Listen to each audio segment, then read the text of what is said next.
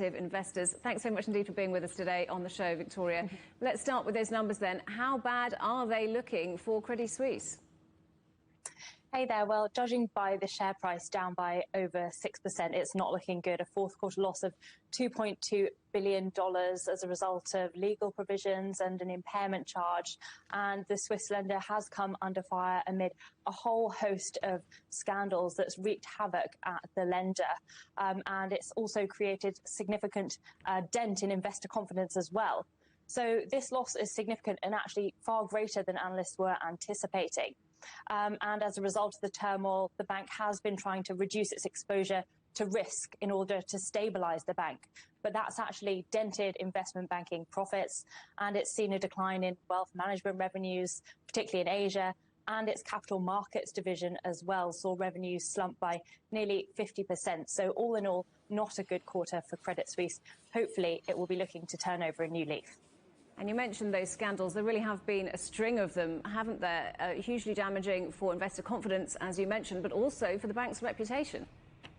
Yeah, so it's been scandal after scandal.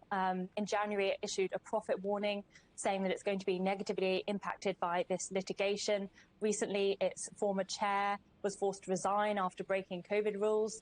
Ironically, he was brought in to clean up the bank's culture after the former CEO, CGTN, resigned amid an elongated spying scandal in 2020. And then on top of that, Credit Suisse has been embroiled in the implosion of Archegos, a $5.5 billion investment firm, and the collapse of Greensill Capital, which was a supply chain finance firm worth $10 billion.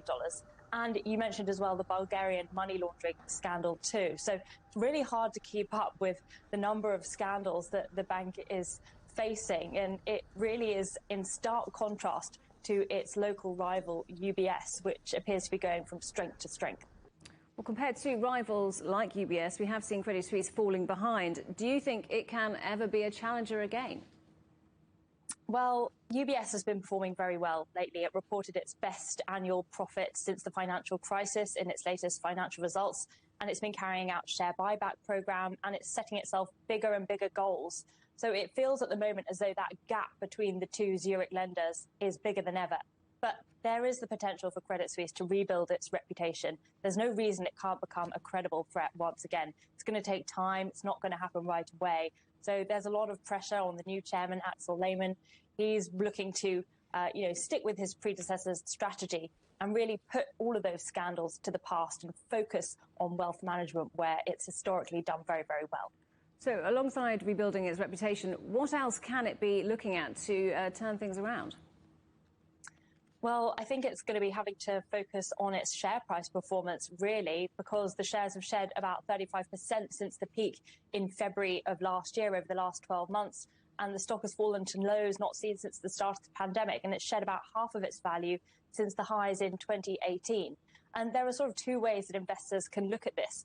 Either we'll think, OK, it's at the low, the stock is looking cheap. If the management can turn things around successfully, there's a lot of potential upside here. Other investors might be saying the stock deserves to be this cheap, given these significant loss that we've seen in the latest quarter, the slowdown in revenues and the series of scandals as well, suggesting, it's not a worthy investment, and only time will tell. A lot of pressure on the management here. A lot needs to be done to get it back on track. Victoria Scholar from Interactive Investors.